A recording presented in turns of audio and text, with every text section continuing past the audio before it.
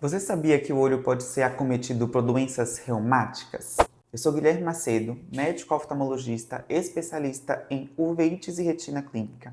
E hoje eu quero conversar com vocês sobre as manifestações oftalmológicas de um grupo específico de doenças reumáticas, as espondiloartrites.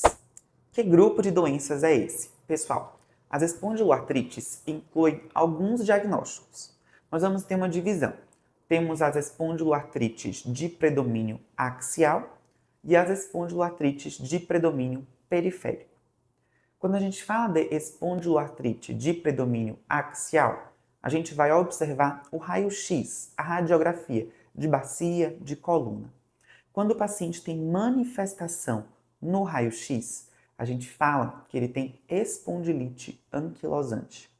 Quando ele não tem manifestação no raio-x, ele tem alteração só na ressonância, eu digo que ele tem uma espondiloartrite de predomínio axial não radiográfica. Sendo que, pessoal, esse termo axial refere-se ao quadro de manifestação nas articulações da coluna e do quadril. Quando a gente fala de espondiloartrite periférica, significa que o paciente tem um quadro mais articular na periferia, ou seja, nas mãos, por exemplo. Aqui eu vou ter alguns outros diagnósticos, como por exemplo, artrite psoriásica, artrite reativa e artrite relacionada à doença inflamatória intestinal, como doença de Crohn e retocolite ulcerativa.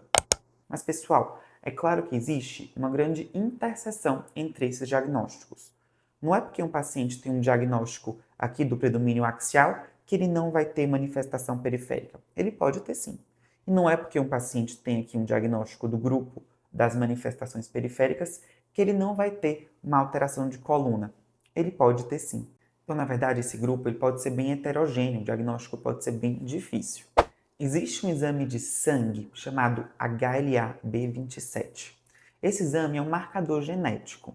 Ele está presente na população geral, porém ele é mais frequente aqui nesses pacientes que têm espondiloartrite. E olha só, ele aumenta o risco de ter uma manifestação específica no olho, que é o que a gente chama de uveíte, que é uma inflamação intraocular, uma inflamação dentro do olho, associada a esse marcador HLA-B27 e associada a uma espondiloartrite, a uma doença desse grupo da reumatologia. E qual que é a manifestação clássica no olho desses pacientes, pessoal? A manifestação clássica, típica, é um quadro de uveíte anterior hiperaguda, não granulomatosa, sinequiante, unilateral ou bilateral alternante. O que isso significa? Vamos traduzir. Olha só, uveíte é uma inflamação dentro do olho. Anterior, porque essa inflamação ela está acometendo predominantemente a parte da frente do olho. Geralmente esse quadro gera bastante olho vermelho, dor, incômodo com a luz, então geralmente essas são as queixas do paciente com uveíte anterior. É um quadro hiperagudo, surge do nada e rapidamente o olho está bem inflamado.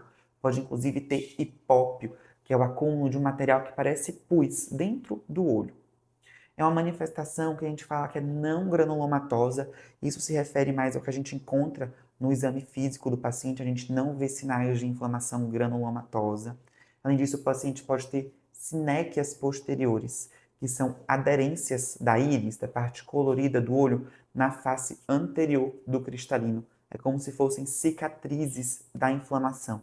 O paciente geralmente tem esse quadro em um olho só, é um quadro unilateral. Mas, ao longo da vida, ele vai tendo crises que podem acometer os dois olhos. Só que essas crises não costumam acometer os dois olhos de forma simultânea. É uma bilateralidade alternante, ou seja, um olho tem crise de cada vez. Os dois olhos não costumam estar inflamados ao mesmo tempo. Esse paciente com uveíte anterior hiperaguda associada à espondiloartrite pode evoluir com algumas complicações oculares, como por exemplo catarata, glaucoma, hipotonia e edema de mácula. Bom, e é só essa uveíte anterior que o paciente com espondiloartrite pode ter? Na verdade, não.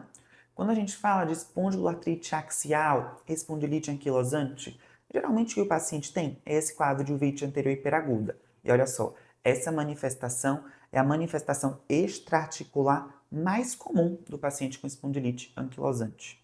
Quando a gente fala das espondiloartrites de predomínio periférico, temos outras manifestações que podem até ser mais comuns, como por exemplo, na artrite psoriásica, a manifestação oftalmológica mais comum é a conjuntivite crônica, mas esse paciente com psoríase ele também pode ter uveíte. Geralmente é uma uveíte mais insidiosa, mais crônica, mas olha só, se ele tem aquele exame de sangue alterado, o HLA-B27 positivo, a tendência é que ele tenha uma uveíte anterior hiperaguda, igual do paciente com espondilite anquilosante. Quando a gente fala de artrite reativa, a gente pode ter a uveíte anterior também, mas é frequente o paciente ter um quadro mais de superfície, tipo uma conjuntivite. E olha só, o exame oftalmológico é fundamental, porque esses diagnósticos são bem diferentes, os tratamentos são diferentes e o prognóstico também é. Quando a gente fala de doença inflamatória intestinal, as manifestações oftalmológicas são mais comuns na doença de Crohn do que na retocolite ulcerativa, mas podem ocorrer nas duas doenças. A manifestação mais comum é a episclerite, mas o paciente também pode ter esclerite.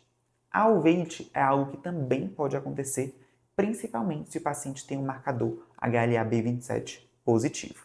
O tratamento da uveíte anterior geralmente é com colírios. A gente pode associar terapia oral ou injetável no olho? Podemos, vai depender de cada caso. Mas a boa notícia é, temos alguns medicamentos utilizados no tratamento das espondiloartrites que reduzem a chance de você ter uveíte. Então, se o paciente tem um diagnóstico bem estabelecido de espondiloartrite e começa a ter um quadro de uveíte associada, geralmente o que a gente faz é modificar a terapia sistêmica e escolher ali algum medicamento que vai também ajudar no quadro oftalmológico, ajudar a evitar a recorrência das crises de uveíte. Um outro ponto super interessante é que a atividade ocular não costuma ter relação direta com a atividade articular.